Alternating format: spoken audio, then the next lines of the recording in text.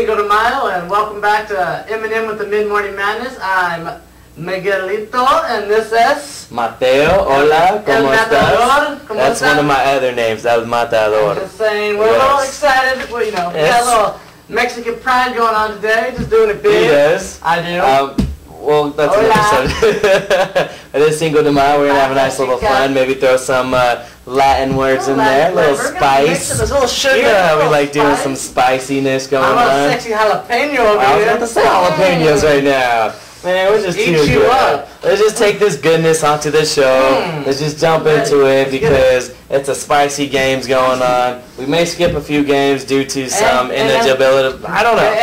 It's NBA Latino tonight. Alright, first game, again, we're going to go with the Grizzlies Thunder. What do you think? What do you see? Well, like I said, I predicted this right. Unfortunately. The Thunder came out, then they played big, you know. Kevin Durant comes up big, as usual, and Russell Westbrook. It's an everyday thing with him. But I'd like to give a shout-out to my boy James Harden. Way to show some skill, make me look good. 21 points. You did say, I'm going to give you that. You called him out. I think he saw the show. We did give him a shout-out, and he saw it. 21 points, 5 assists off the bench. Off the bench, impressive. Like we said before, the bench does play, you know, a role in this, in the series. Sure enough, came out, put up some numbers. Also, Maynard, 15 points. Impressive. Hey, you know what I mean? They got to take points from anywhere. Exactly. Welcome to the playoffs. He did it. You know, obviously, the Grizzlies weren't too ready for Game 2. They weren't looking at all ready. You could see the atmosphere get to them that game. It just, the Thunder got ahead. That arena's scary to play in. That arena is scary. They got ahead, and they just took it to them. Yeah. Well, I mean, also, they didn't get on the glass as usual. The Thunder did a great job of stopping them. When you look at the stats, Gasol puts up 13 rebounds, but only has very limited points. Randolph has 15 points, 9 rebounds. I mean, the guys just didn't get to the glass. The only guy that really played good for the Grizz was Conley. He had 24 points, 8 rebounds. Yeah. Solid for Mayo, 16 off the bench, but nobody else showed up. But still, when you got the main players in Game 1 dominating and playing so good, then you got Game 2 and they disappear. That's not going to win. That's not going to win you a series. That's going to win you, obviously, like Game 1. It's going to win you a few games, but other than that, it's only going to win you just a couple games. That's it. Let's go Game 3. Game 3? Oh, man. They're going to be in Memphis. Memphis is ready for this. I'm going to have to stick with Memphis. I know it's a maybe a bad choice, but you know what? Memphis at home, I think it's going to be a good game. You? I'm going against you. What a surprise. What a surprise, right? I'm going to call you Shaq. I'm going to call you Kobe. That's the course. Yeah, I got one more than you, so let's go. Hey, all I got to say is I think the Thunder go into Memphis, and they look as good as they did in Game 2, and they win, take a 2-1 series lead. 2-1 series lead after that. On to the next. Let's go. Let's do it. Let's talk MVP. Let's talk Chicago, MVP, Atlanta. Chicago. D. Rose gets it done. I predicted this the wrong way, unfortunately. You did, yes. But I was right. When Atlanta doesn't show up at all, what are you going to do? They only score 73 points, and you don't win any games. You don't win any games when you score 73. Well, honestly, I think the only reason why they couldn't do anything well at all, it comes down to is dominating the board. When you got 3 players getting double figures, such as Boozer, Noah, and the other one was, I believe, Luol Deng.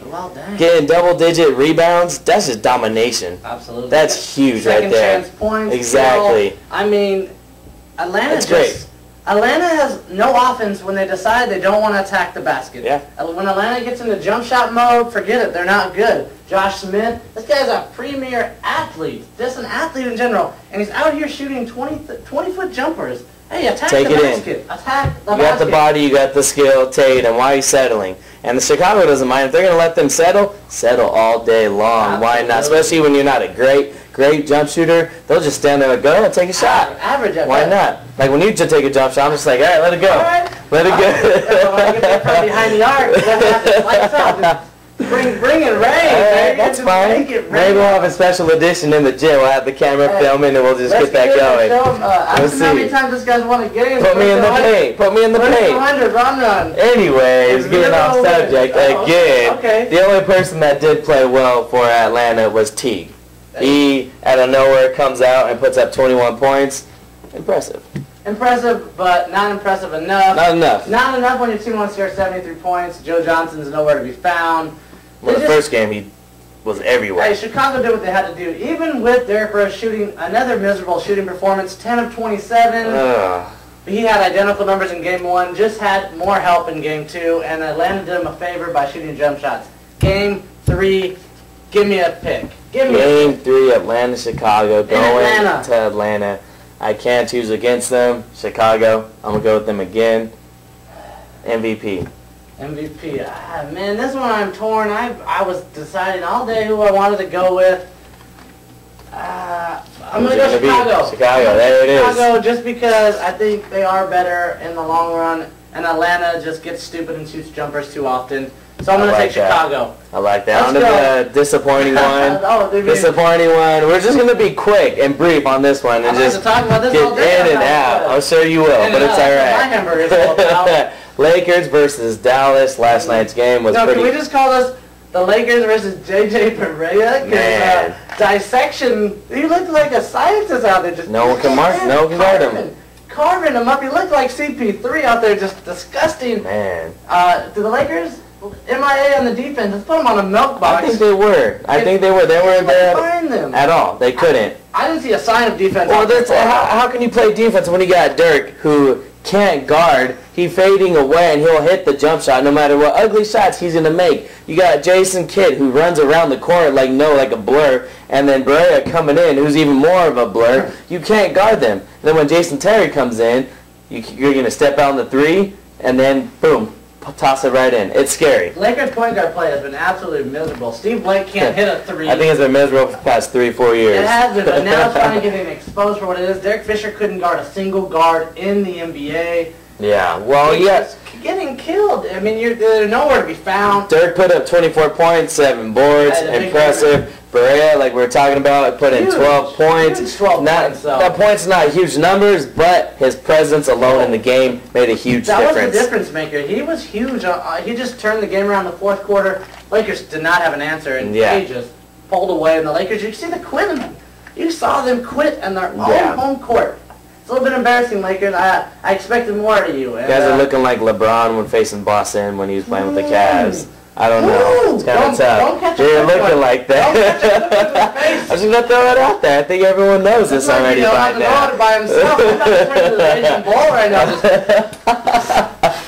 Charge you. Go right ahead. Don't make me run to Barea. I'll come across.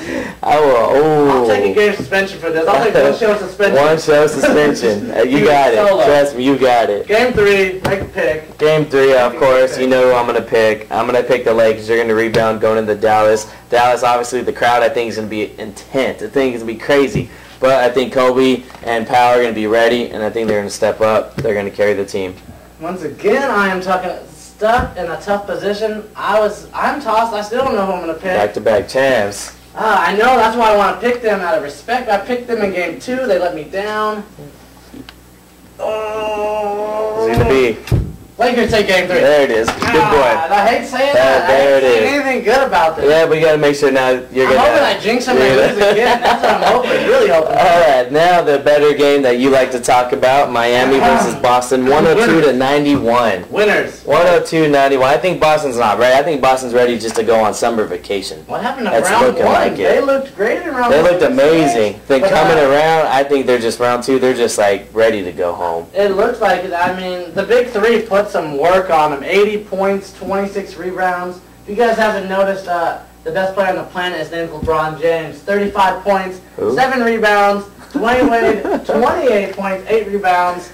I mean, hey, anybody find Ray Allen out there in Game 2? 7 points. He was floating around trying to stay outside the key, but still couldn't hit a shot out there. To begin with, the series was really wrapped around matchups and Kevin Garnett needing to dominate the matchup against Chris Bosh. He's not doing that at all. He only has 16 points, but on 20 field goal attempts. That's easy to guard Bosh, but yeah, I don't know why Garnett's not doing that. Bosh, as we call him, is only he actually stepped out that game. Garnett. He did. That's 2 games he's gotten at least a little bit better than Kevin Garnett. The series is now 2-0. The only person that did step up in Boston was Rondo. 20 points, 12 assists, played really well. But then again, it's all about matchups. No one can really match up to him. as on point guard. Exactly, but no one seems to be matching up with the other ones, the 2 and the 3. That's a funny thing. You know, we even discussed this, that when it came to matchups against these two teams, we called, you know, a few out, but then now it's looking totally flip-flopped. It's ugly. It's ugly. It's so really ugly. It just depends on who shows up, who's ready to play, but they're going back to Boston. Game 3, Miami wins. Game 3, Miami wins, huh? Decisively. Take them by the throat. In Boston. In Boston. Boston didn't even look good in the first round. I don't know. I'm taking Miami, no doubt about it. They look better. That's pretty insane. Hey. I mean, I'm sorry. I might have to call you crazy on that one. Crazy. I think the only team that can really win in Boston is the Lakers. They can't win in L.A. Well, when finals comes around, Lakers can win. We can all watch it together. We'll sit down with Kobe and check out the finals without them there. I think that I'm going to have to go with Boston, Game 3, winning it, getting that series to 2-1. Boston at home, they're great. They have good defense. If they show up, they win. But if they don't show up, it's going to be a blowout. It's going to be the same as it was, folks. Like I said, we tied after the first picks. 2-2. Yes, 2-2. But I'm telling you, I'm guaranteeing it. Guaranteeing, huh? He's not winning this round. I got this round in the bag. No I think I think whoever loses this one, we need to do something more than a tiara wearing. I'm down. I think it has to be something a little more oomph. You know, so when they see this, they're gonna be like, all right, cool. Maybe run around a little thong and a sombrero. Well, we do wear thongs underneath there anyways, but maybe over here now so that they can see it. Maybe you don't see it. Oh, man. So, I don't know. We're going to think about this. And next show, we're going to have the loser wearing whatever we figure out. That's going to be sexy, spicy, caliente. It's going to be something. Something good. I'm just ready for the next show now. I'm ready for this show. I'm ready for these games to go on. And I'm ready to do more with you and be... Yeah, we're ready just... to get physical. Physical. I was actually listening to that on my iPod this morning. I put it on there, that's why. Oh, you did that. I had no idea who did that. I need to stop falling asleep with you next to my music. My iTunes is closing and locked down.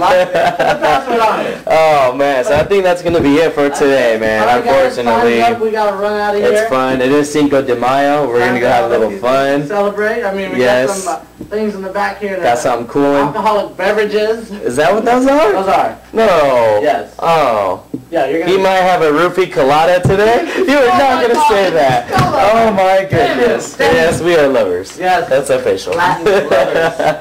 Anyway, guys, follow us at Facebook. Yes, Facebook. Look at it. It's M&M Madness Razzle Dazzle on Twitter at M&M Madness. We meant to say M&M Madness. Don't worry if you didn't get that. I barely did myself. He's narcoleptic. He's sleeping, guys. Sorry. It's past his bedtime. He goes to bed early. Gets a little napping. Hey, wake it up. So don't wait. Sorry. Alright, I need to go take a nap. You gotta take a nap. You gotta take a bye. We'll see you guys next time. From Matador. Hasta luego. And from Miguelito. Hasta mañana. See you guys later. See you guys. Goodbye.